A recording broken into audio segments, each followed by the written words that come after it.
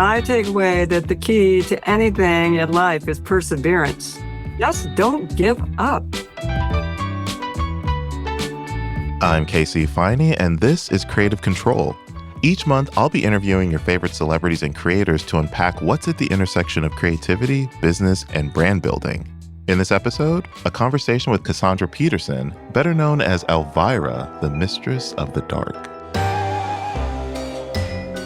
To know me is to know that I love Halloween. I mean, more than a grown man should, but that's okay. And to love Halloween is to love Elvira.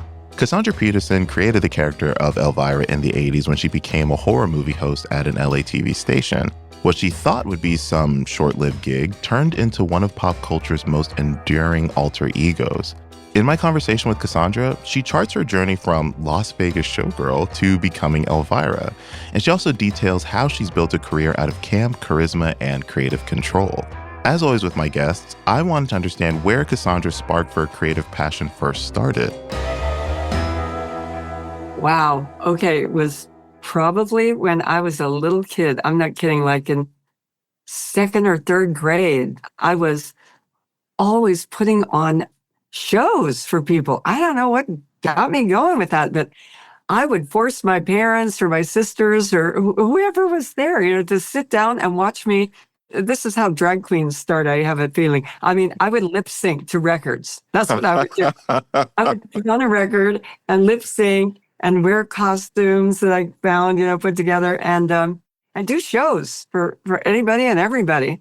I love that. Went from there to, being a go-go dancer and then a showgirl. And, I just kept going. And that's the thing. And it's funny because I actually just interviewed the drag queen Shea Coulee, and very similar. Start out just boundless energy at home and forcing people to watch their performances. So yes, it is very, the parallels are very. I charged them too. A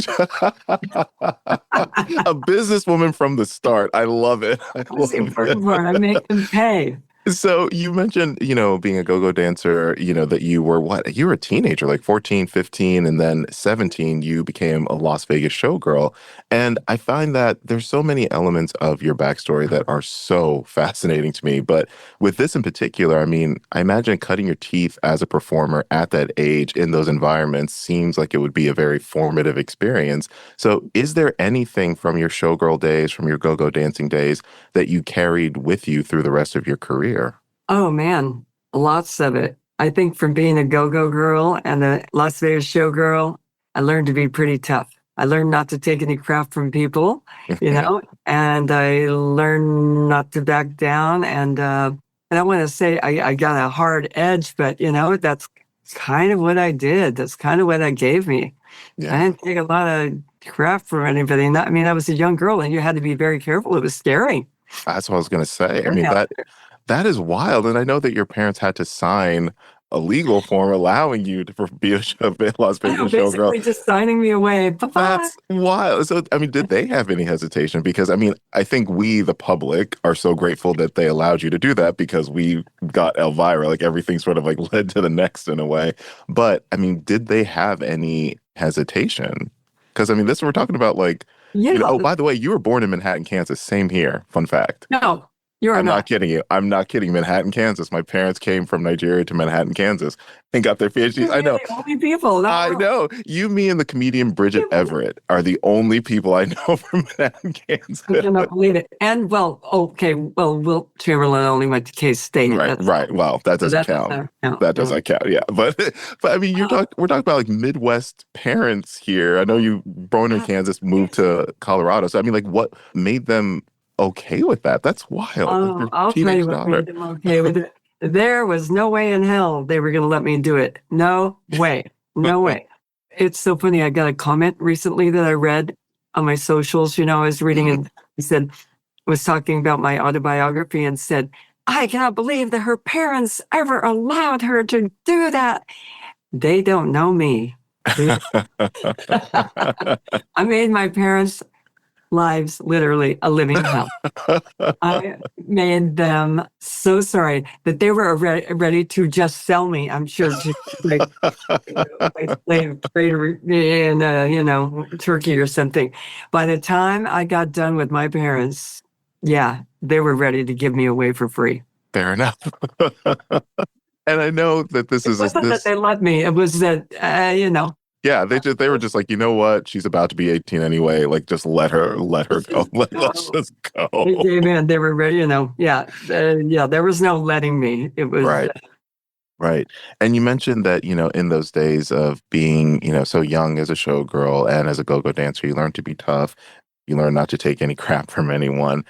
But I also know that there was speaking of formative experiences, as you're a showgirl, meeting Elvis and him giving you like some really important advice. And so for those who don't know the story, because I mean, there's so many incredible stories in your I, history, but this one seemed really crucial. So for those who don't know the story, what was that exchange between you and Elvis?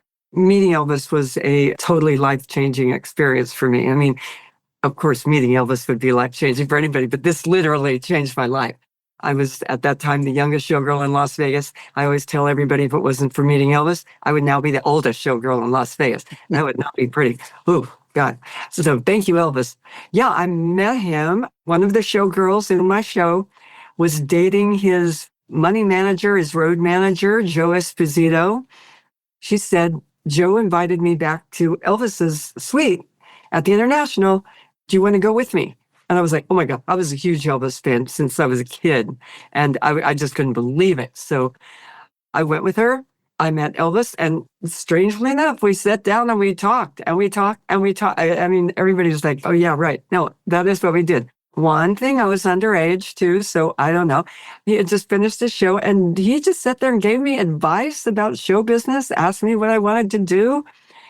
We talked. It was just amazing. And he told me that I really needed to get the heck out of Las Vegas. And I told him I was largely in Las Vegas because of him, because I'd seen him in Viva Las Vegas. I was in a show called Viva La Girls, which is kind of bizarre, right? Right. So yeah, I'd seen him in Viva Las Vegas. And that is where I'd gotten the idea of, oh, there are showgirls. I'd seen them in the movie and thought, that's what I want to be. So it was kind of because of Elvis that I was even there. And then here I was with him, and he's telling me to get out of Vegas, which was really like, oh my God, no, this is my dream. I just accomplished it. But he was saying, and boy, was he right. Las Vegas is no place for a really young girl to be alone. It is really not. And I took his advice. He sat down with me at the piano and played the piano, and we sang together. And this is so insane.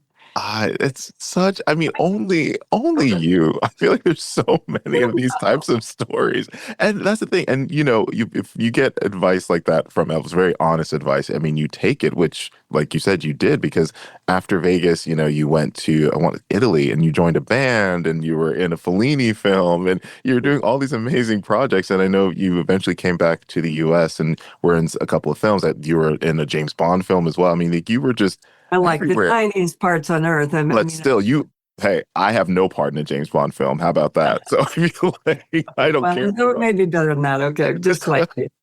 So, I mean, if you think about this time period before becoming Elvira, I mean, what was your North Star in terms of figuring out your career? Like, what would you say you were chasing? I'm chasing a fly right now. My nose. Okay, what was I chasing? Well, I always said I wanted to work in show business. I think it's because I wanted to be the center of attention. I don't know. I didn't want to be famous. That was not my goal. My goal was never to be like, I want to be a famous movie star. It was absolutely not that. It was like, I really enjoy singing, dancing, telling jokes, acting. I really, really enjoy that. And I would love to do that and get paid. That would be like my hobby, what I want to do, but I'd make a living out of it, That was my goal, to do a job that I enjoyed every day. I enjoyed. Okay, there are days I don't enjoy it. Yeah, Sure. But if I could have any job, this would be my dream job.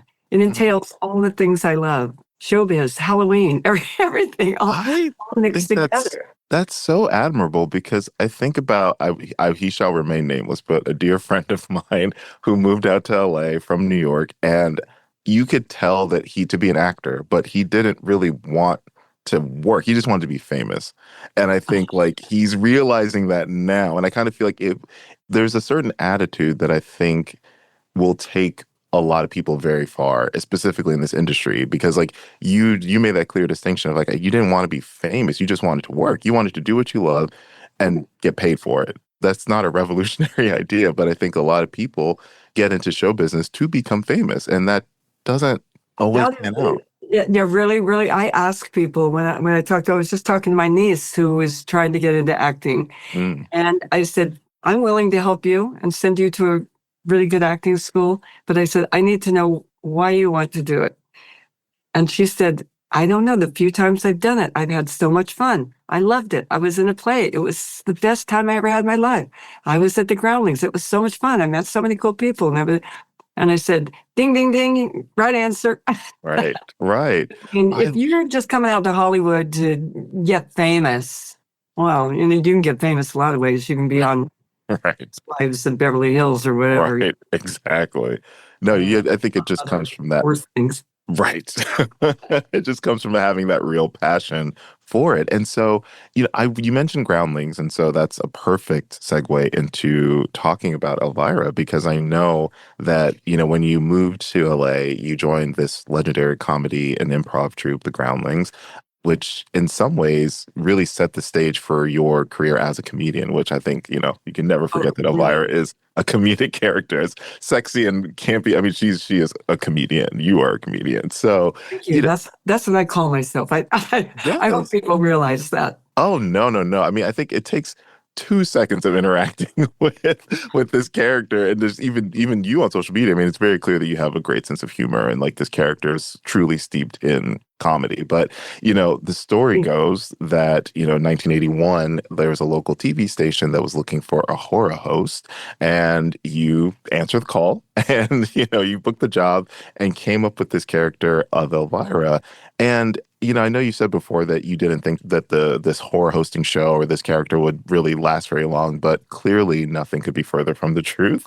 I mean, Elvira has become this undeniable pop culture icon. So, what do you think it is about this character that has spoke to people the way that it has? I always say there's three elements that the character has that combined makes the character unique, and that is sexy, spooky, and funny. And I didn't start out with that in mind. It's the combination of those three things. If you take one of those elements away, you don't have Elvira at all. I mean, you can be scary, you can be, Freddy from Nightmare on Elm Street, you could be Jason, they're not really so funny or sexy, Right. and Depending on what you're into, I don't know. 'Cause yeah, well, I know that's true too. But it is the combination of those three elements with one of the elements. It just isn't that character. I was in the beginning trying to figure out how the heck you were going to combine those things, because I'm hosting horror movies.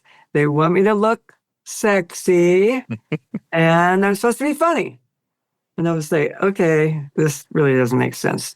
That's what I find interesting, because it's, in the beginning, it didn't seem like, as you mentioned, you had like a firm grasp on how to execute this character. But then clearly, I mean, Right. that fell by the wayside, because you very much embody that idea of being, sexy, spooky, and funny. So, it's also interesting to think about there really being this like, when I think back to that time, it's really hard to find a parallel to Elvira. I think the closest I can think of is like Pee Wee Herman, like someone who was like, That's it. right, like someone who became this like very iconic, very specific comedic character. But Pee Wee doesn't own a whole season, a whole holiday the way That's that Elvira came. There's something so unique and so specific about Elvira. So with that in mind, I can imagine that it was sort of building your career in real time, like just like when as offers came, like you think, okay, like I guess this is what I should be doing, because there was no parallel. It's not like Meryl Streep and, oh, should I take this dramatic role or not? It's like it's a very unique path of becoming Elvira. And so when you think about those early years, how did you navigate where to take the character next, how to move the character through pop culture? Like what was sort of like God, your process? I don't know. It's just like a lot of luck and a lot of kind of intuition. What felt right at the moment? Should we do this? I mean, I had a major moment. Okay, this is a kind of a crazy moment. When Hugh Hefner came to me, and I knew Hef because I had worked for his company, Playboy Models. Mhm. And he came and they said, they were offering me a ton of money. And I didn't have money back then. I mean, I was making $350 a week. So, figure that out. He came to me and said, we want to do a layout and we'll pay you this amount of money. And man, I had to really, really give it some serious thought. But what happened is, I was like, I want that money. I really did. It's the most they had ever paid anybody up to that time except Farrah Fawcett. So I was like, this would be life-changing for me. And I went to a convention and I did a panel and I asked my fans, which were at that time mostly guys, Mhm. and I asked them, did they think I should do the centerfold layout for Playboy? And believe it or not, they said no. Most of them said no. And they said, Elvira has this mystique. And if you do that, it's gone. It's gone.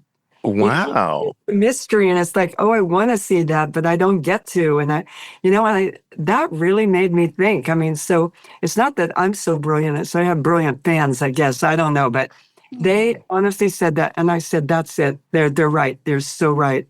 And that would have also shut down a huge audience, which I have, which, believe it or not, are kids. Kids love the character. It's so That is strange, true. Yeah, that's very true. And the character is not overtly dirty or sexy. No. It's Yeah. she, Yeah, it's just kids. I'm talking maybe 12 and up, right. It's very cheeky. Oh, I did just write a kid's book. I love that. For 2 to 5-year-olds. It's very, very non-spooky and non-sexy, but it's really, really cute. It's Elvira's first book of monsters. Little plug there on the side. Sorry. I love it. I love it.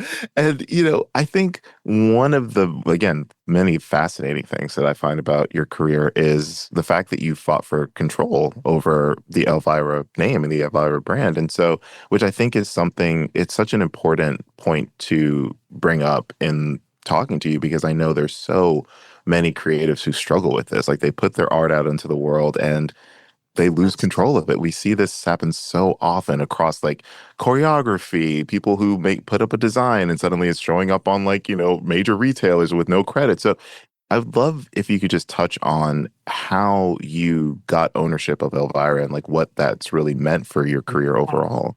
I read tons of autobiographies, and I like autobiographies from musicians in particular. And I don't think I've ever read one where the musician did not sign some contract with some manager who kept practically all of their money. Yep. They couldn't get out of it. I mean, that's how Prince ended up changing his name. Mhm. Why did he come up with that? Why? Because he had to change I mean, and I had moments, I've been in deals where I thought, I've got to change Elvira's name. That would have been a really hard thing to do. The artist formerly known as Elvira. Which you could make it work. I feel like you can make it work. Just in a nutshell, I mean, like what was that process like in getting control over this name and this brand? Yeah, this local station in LA, even though they were in LA, they're a tiny little station, KHJ, and, they had a program manager for the station. And we asked them one day, the show was going along pretty good. People were starting to watch it. We go, oh my God, could I start a fan club? And they said, sure. And we had to get a contract that said I could have a fan club. They were paying me, again, like $350 a week. So me asking for these rights, I didn't feel so bad about it. I was getting them. I was like, oh, thank God I can live. Then we asked them later, could we make like a t-shirt, Elvira t-shirt? And they gave us the rights to make t-shirts and posters and stuff. Then we asked, I was getting requests to be on different TV shows like Chips and all these wacky shows on TV at the time. And they gave me the right to appear as Elvira on television. And before we knew it, we had all the rights. And they didn't realize they'd given them all away. And I did not feel bad for a moment because they gave up fully knowing what they were doing. We didn't trick them into anything. I think they were just naive and didn't get it. And I just go, thank you, Lord, that happened, because they went out of business not long after that. And if they would have owned the character, that would have gone with them. They would have been, bye-bye. You shouldn't feel bad because you and, your creative partner came up with the character. It's not like they gave you this character to just do. Like, you you came up with it, so it is yours. So that's amazing. It was mine, and it was a lot of years of the groundlings for developing the comedy skills and a lot of years Yeah. working in show business. So I didn't feel like I cheated anybody or did anything bad. I never will.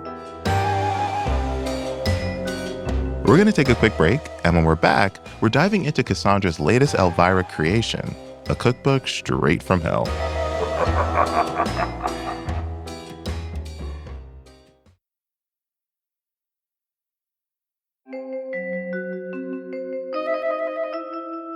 And we're back with Cassandra Peterson, aka Elvira.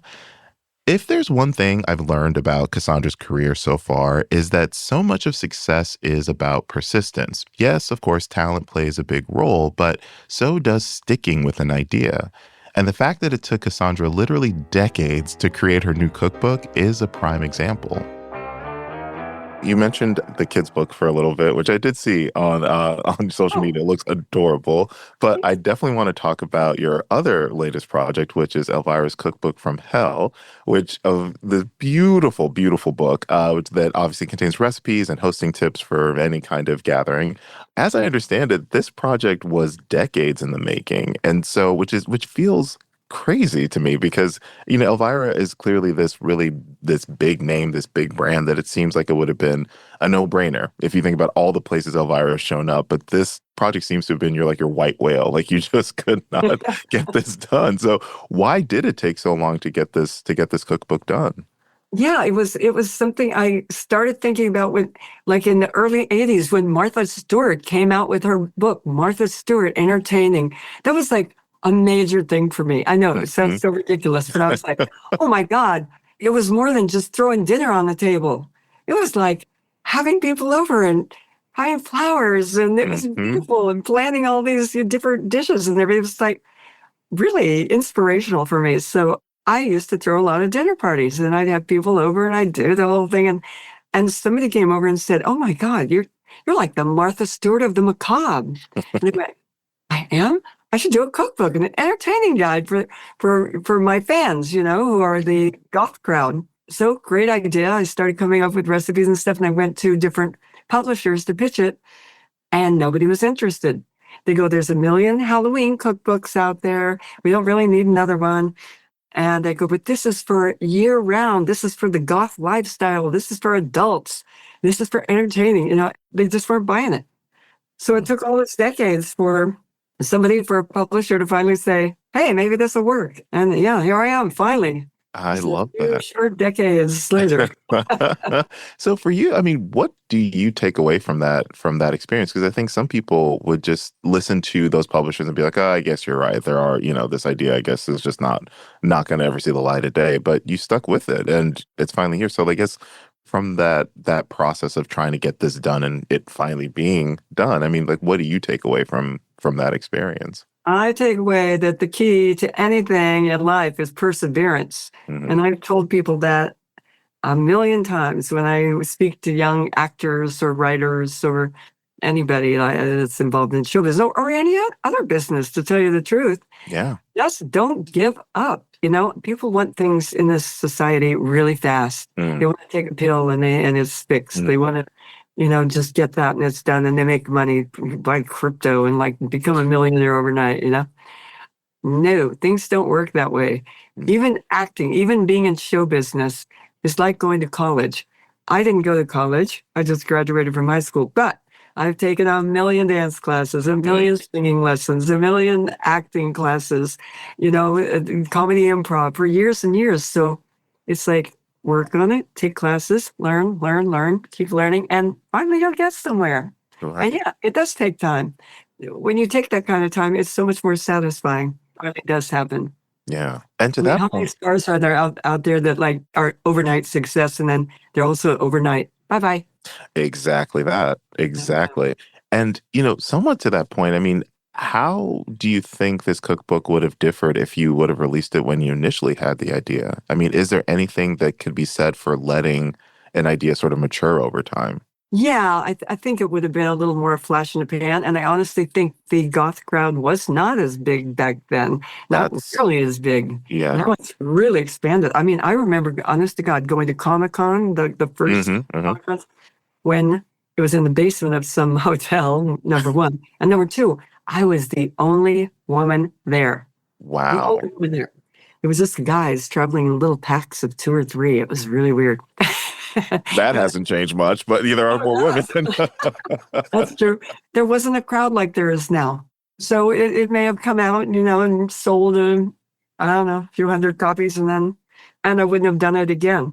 Mm, So waiting, I think that right now I know the book is doing very, very well. right. There's the crowd that's willing to, ready for it and willing to receive it. And so timing is everything, even if it's a long time.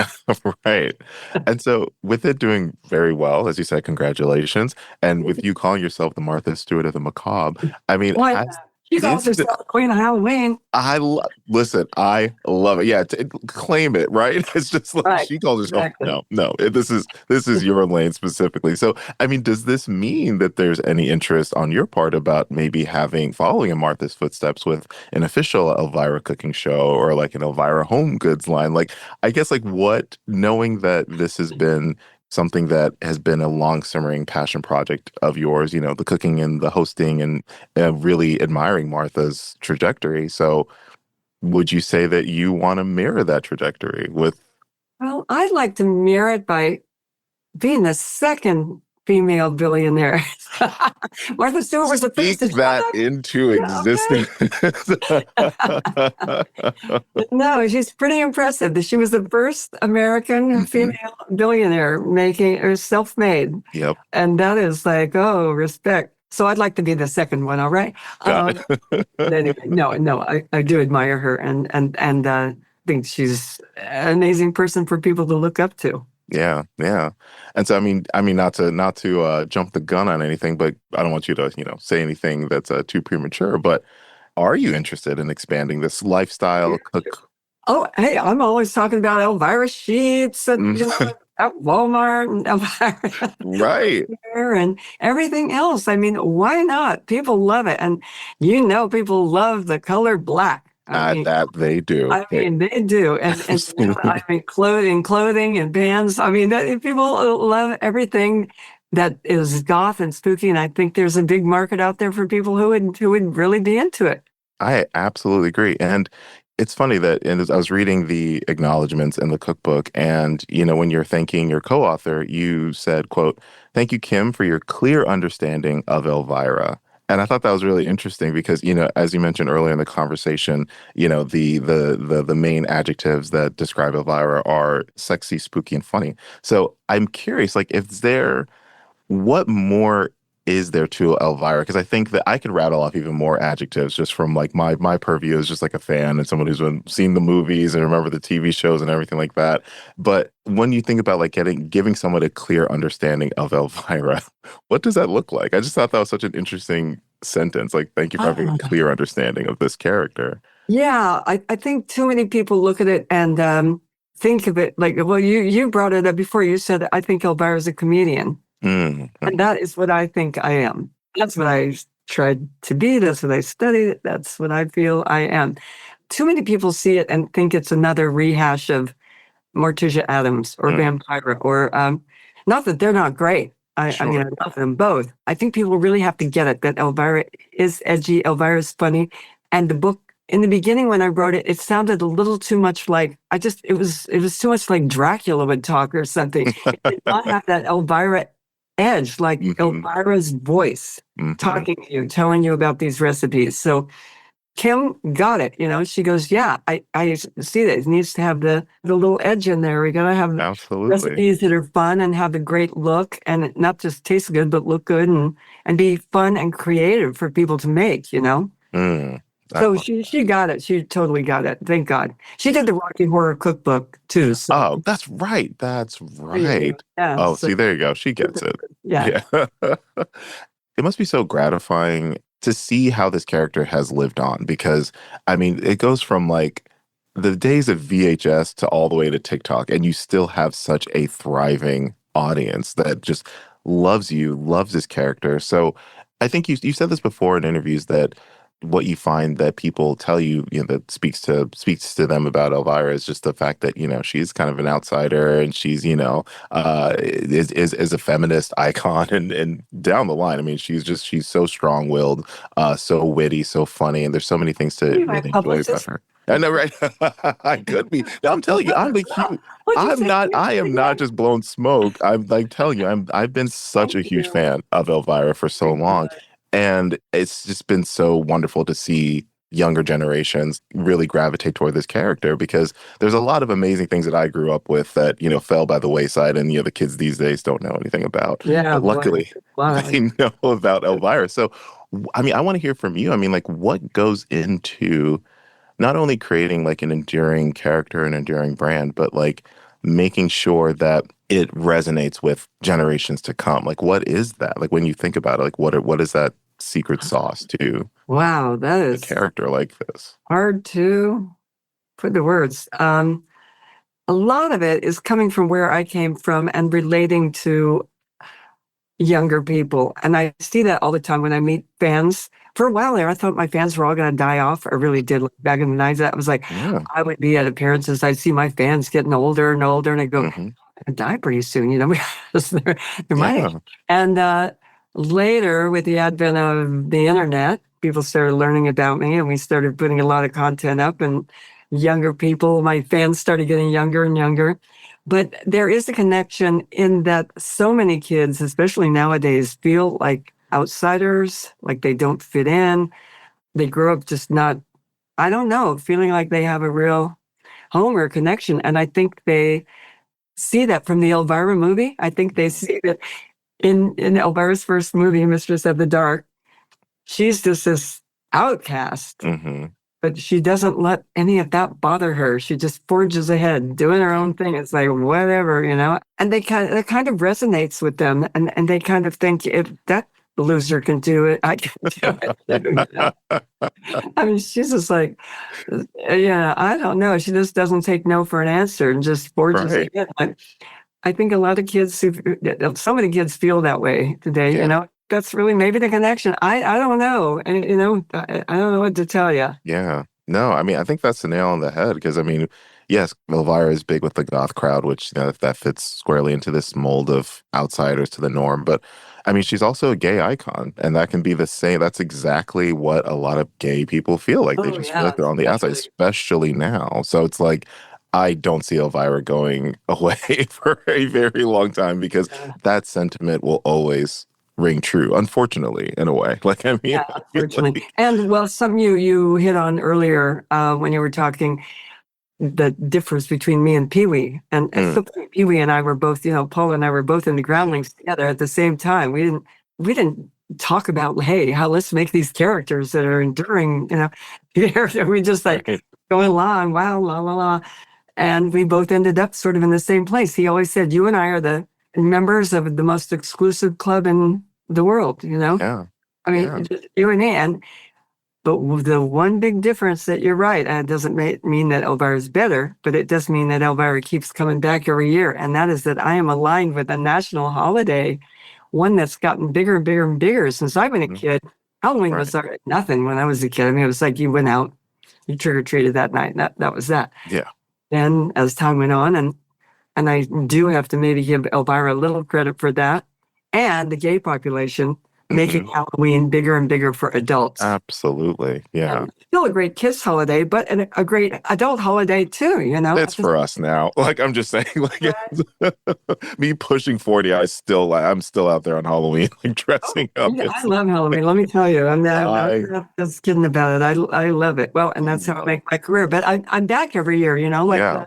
like the turkey at Thanksgiving. Might forget about me during the rest of the year, but then Halloween rolls around and it's like, I'm back. And I would not have it any other way. And I'm so glad that you brought up Paul again, because one thing that I think is really interesting is that there's a lot of thinking about characters, character building, and like making endearing characters. And we talked at the very top of this conversation, we mentioned like drag queens. I know that you mentioned that, in the groundlings, like you didn't have a thought about like how to make an enduring character, but what if somebody is thinking about creating like, an alter ego for a performance or like, like an online character or something, like what are those tenets of creating a memorable character? Because I feel like so many people want to get into comedy and like have these little internet sketches and things that they do. So, or even if they're a drag queen, how do you make a character memorable? Well, I'll tell you that this is like a little trick that I came up with.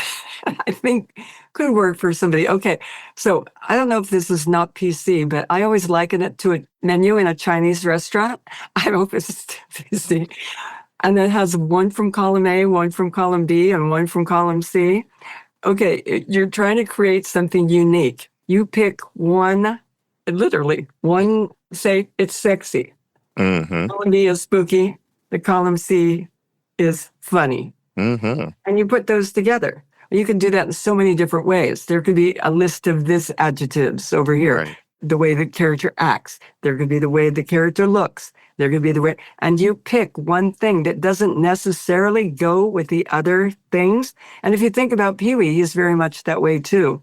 Yeah. Like, where the hell did that character come from? I mean, he's Very basically he started out at the Groundlings as just a bad stand-up comedian. Right, That's right. totally what he was doing. He was just like the worst stand-up comedian. And then he grew into this kind of man-child thing. Right. And it's not like he sat down and picked from the menu, but think about that. If you pick 3 things that just don't seem to work together and then do them anyway. That's love what I that. felt when I started Elvira. It's like, dress sexy, be funny, which then you women were not doing. Let Very me true. tell you. Right. I gotta Right. tell you, honestly. And then show horror movies? Like, what the hell? I was like, okay, I'm getting paid, so whatever. And it works. And so to summarize all of this, I mean, like, what stands out to you the most when you think about what you've created with this character? What stands out the most? Hello. Oh, excuse me. No, they're 2 important things, Casey. Okay. I'm more than a great pair You of boots. said I'm it. That also one a is great pair of legs. Oh boy, did you step into that one? Anyway, what was it? What stands out to you? Let me rephrase. What impact do you see Elvira has had on culture? Like when you think back on your decades-long career, this amazing career, like what stands out to you the most about this character and the impact that it's had on culture? I really hope, and I think that what stands out most is that it gives young people who do feel like outsiders or outcasts, it gives them hope that they can be whatever they want someday. It doesn't matter if they're an outsider, they can do just as well or better than anybody. I'm amazed how many times, I mean, I've been around so long that I'll see a kid who's 5 years old, and then later I'll see that same kid with their kids, I mean, it's crazy. But those unusual, bizarre people usually very many times do much better in life later on. Very true. They're creative. They're interesting. They're not just the bland, everyday people going to a job. They're the more creative people. And it will turn out later that they're writers or that they become directors, that they're involved in creative endeavors, even if it's running a business, selling, anything, whatever, food, being a chef. So they turn out generally to be very interesting people if they just keep their focus and know they can do it.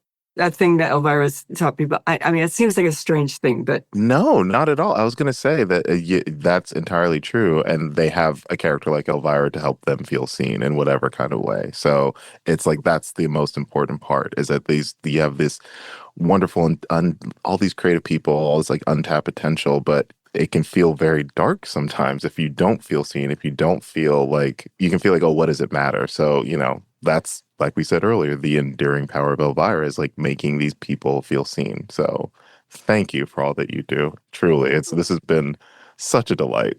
I wish you were interviewing me on all these interviews. No, I'm telling you, like it's just like I've been telling all my friends, this has just been like a dream for me. So thank you. And there's so many recipes I'm actually going to make from this. So I appreciate it. I love to cook. So very excited to dive into this. So Great. thank you. And Meeting you. likewise. That's going to do it for this bonus episode of Creative Control. As always, make sure you subscribe to the podcast wherever you listen to your podcasts, and please do leave a comment or two because it's always nice to hear from you. Creative Control is part of the Fast Company Podcast Network. Our show is produced and edited by Blake Odom with help from Sam Gabauer and Hawa Atori. Mix and sound design is by Nicholas Torres, and our executive producer is Josh Christensen. Stay creative and happy Halloween.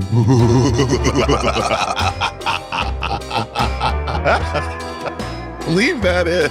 Leave that shit in. I'm not doing it again.